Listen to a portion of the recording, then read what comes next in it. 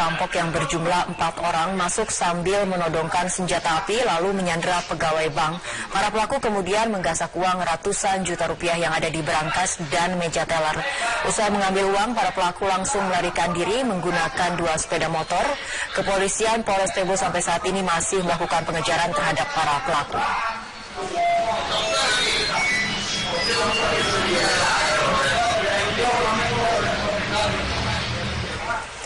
Pemirsa, apakah CCTV ini membantu polisi mengungkap pelaku perampokan bank di Kabupaten Tebo Jambi? Dan untuk informasi selengkapnya kita akan segera bergabung dengan kontributor Metro TV Samsul Bahri. Samsul, bagaimana perkembangan terkini penyidikan kasus ini? Apakah pelaku sudah berhasil ditangkap? Baik, Piti, dapat saya laporkan sampai saat ini Polres Tebo Jambi belum dapat menangkap para pelaku yang melakukan perampokan teras BRI Desa Mengupe, Kecamatan Tengah Hilir, Kabupaten Tebo Jambi, di mana uang sebesar kurang lebih 130 juta berhasil dibawa kabur oleh pelaku. Namun pihak Polres Tebo sendiri sekarang sudah melakukan pengejaran di mana para pelaku melarikan diri. Demikian itu.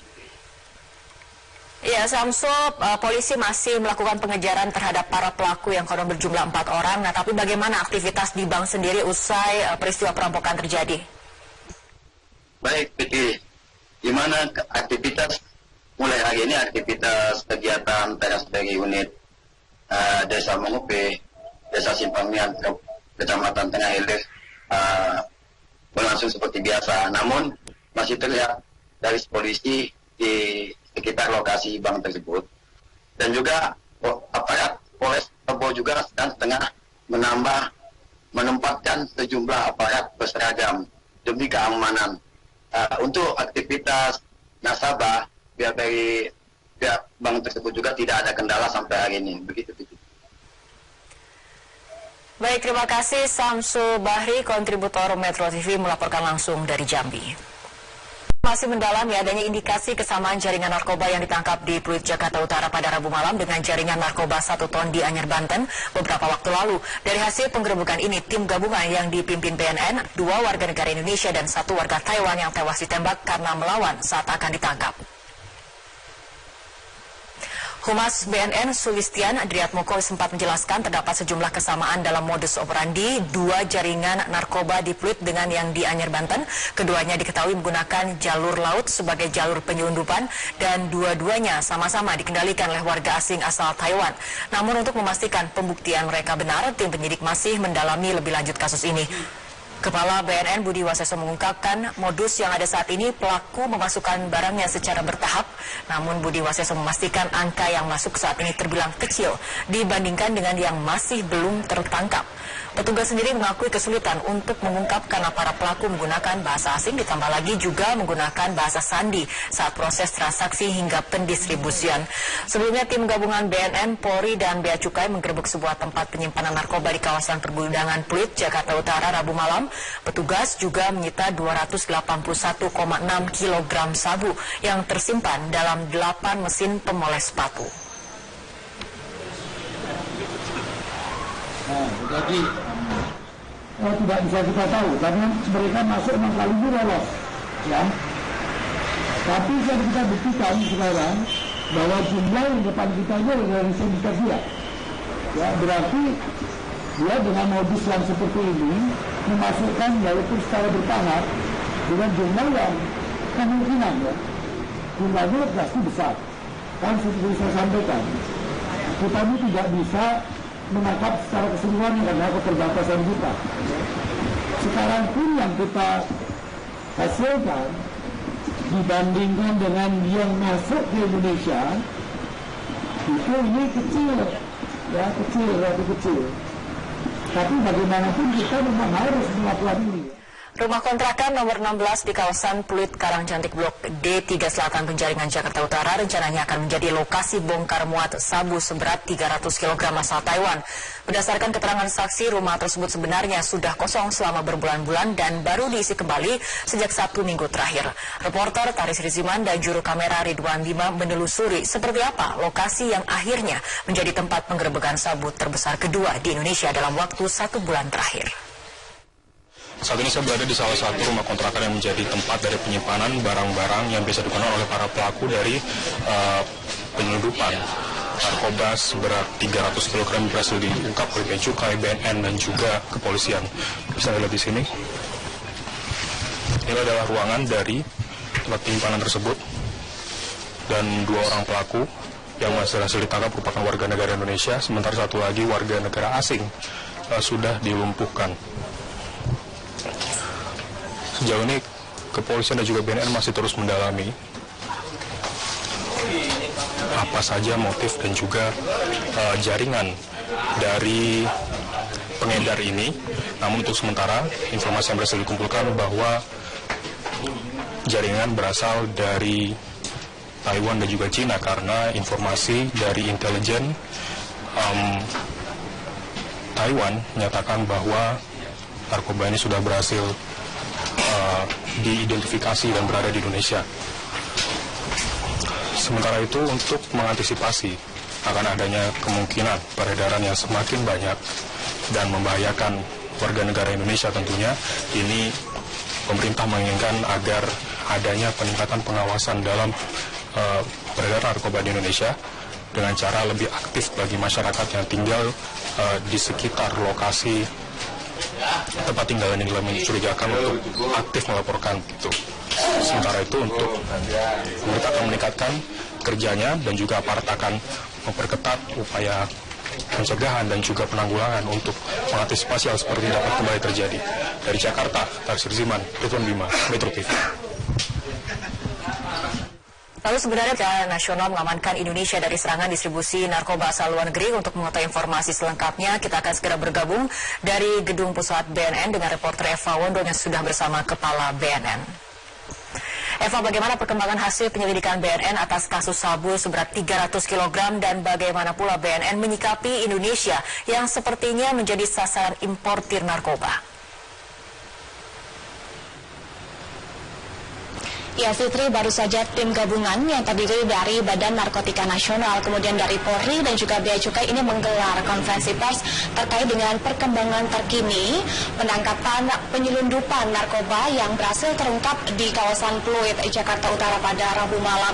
Data terakhir yang kembali dihimpun oleh Badan Narkotika Nasional ini, total sabu yang berhasil disita oleh Badan Narkotika Nasional adalah seberat 284,312 kg. Dan selain menyita sabu, tadi dari BNN juga merilis barang bukti lain yang juga disita, yaitu mobil box, kemudian 8 mesin pemoles sepatu yang diduga ini digunakan untuk menyimpan narkoba jenis sabu, masing-masing diisi sekitar 30 hingga 40 gram atau 30 hingga 40 kg sabu. Dan itu yang menjadi modus dari pelaku. Ada 3 pelaku yang ditangkap, 2 merupakan warga negara Indonesia dan 1 pelaku ini merupakan warga negara asing dari Tiongkok, namun terpaksa ditembak dari Taiwan, tapi terpaksa ditembak mati oleh petugas karena berupaya melawan saat akan ditangkap. Nah, 3 pelaku ini merupakan jaringan internasional yang menyelundupkan sabu dari kawasan Tiongkok, namun pengendalinya ini berasal dari Taiwan dan menggunakan jalur laut. Selengkapnya kami akan ajak Anda untuk berbincang langsung dengan Kepala Badan Narkotika Nasional Komjen Pol Budi Waseso. Pak Budi Waseso, ini kembali lagi kasus penyelundupan narkoba melalui jalur laut. Sebenarnya apa penyebabnya, Pak? Selemah itukah pengawasan di jalur laut Indonesia? Ya, karena lautan kita kan luas ya.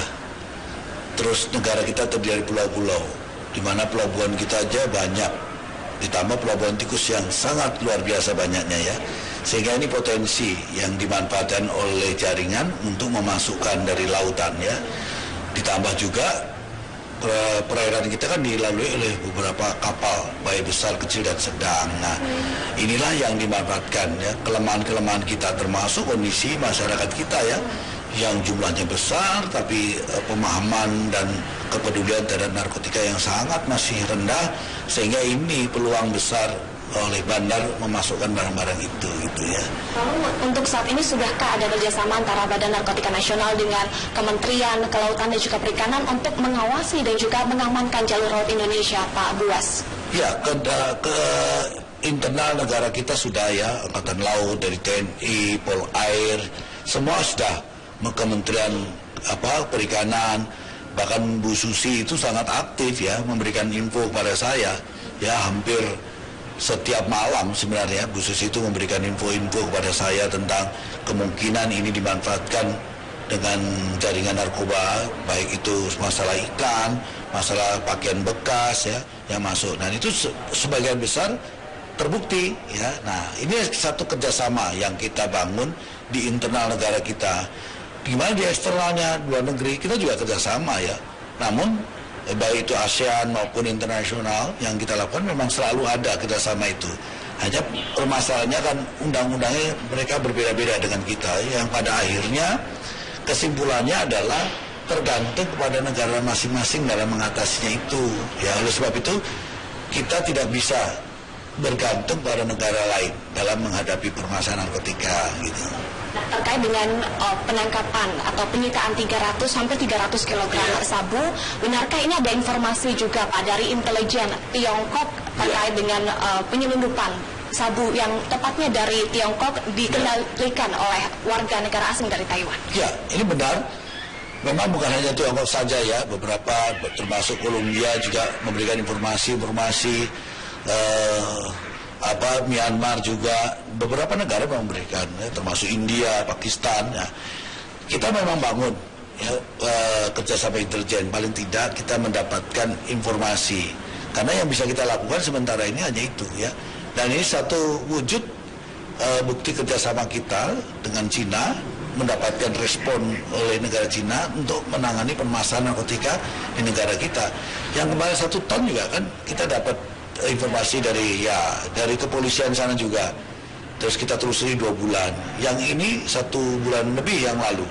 Nah, maka dengan informasi itu kita kembangkan. Kita kerjasama dengan Bea Cukai, di mana Bea Cukai punya kemampuan, ya kan, punya peralatan dan jaringan untuk menelusuri yang di lautan.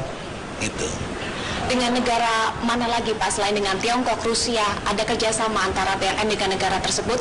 Karena kebanyakan ini narkoba diimpor Pak dari asing, karena yang dari Indonesia hanya ganja saja. Dan secara spesifik bagaimana kerjasama tersebut?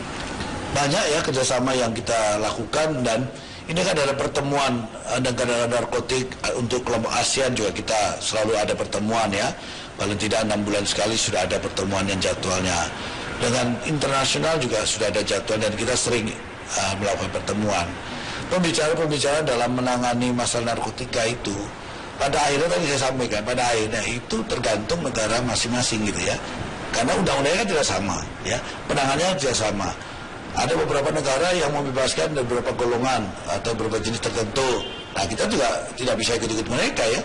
Itu kan peraturan di negara itu, tapi tidak berlaku untuk di Indonesia di antara itu. Oleh sebab itu sekarang kan kita lihat ancaman narkotika di negara kita ini kan sangat serius ya di Indonesia ini, di mana korbannya banyak, barangnya banyak, yang kita buktikan barangnya banyak ya, dan jenisnya juga banyak. Bahkan dengan jenis baru yang sekarang kita temukan sudah 65 ya, bahkan Flaka yang baru kita lihat di YouTube itu sudah masuk ke Indonesia. Ini kan keseriusan ya, dan dengan jenis yang demikian banyak di Indonesia dengan jumlah yang besar, semua terserap di Indonesia. Nah, ini yang memprihatinkan kita semua. Negara mana saja Pak untuk kerjasama? Semua negara ya. Dan saya beberapa, ini saya termasuk Cina, kemarin Rusia yang kita anggap, India, Pakistan ya. Terus beberapa negara yang kita anggap itu menjadi sumber ya kerawanan masuknya narkotika dari negara-negara itu sudah kita komunikasikan dan kita ajak kerjasama. Namun yang paling utama kerjasama yang kita bisa lakukan adalah kerjasama intelijen atau informasi ya. Lalu Pak Budi Waseso atau Pak Buas, bagaimana kemudian BNN menyikapi Indonesia sebagai sasaran terbesar importir narkoba, bahkan urutan pertama di dunia Pak? Ya, kita ini kan membangun ya sinergitas pasti ya. Nah, narkoba ini kan saya sampaikan ada 2 permasalahan besar di masalah narkoba, yaitu demand dan supply ya. Nah, pangsa pasar kita udah terlanjur besar, maka apapun yang kita lakukan di mana pangsa pasar masih ada, maka supply itu akan masuk terus. Nah, sekarang berarti kan kuncinya di demand Nah sekarang bagaimana demand itu bisa kita tangani ya, itulah termasuk pencegahan, edukasi kepada masyarakat sehingga masyarakat nanti tidak akan mencoba, apalagi menggunakan mencoba-coba aja tidak mau. Nah ini harus kita bangun. Peran siapa? Seluruh kementerian lembaga punya andil untuk melakukan.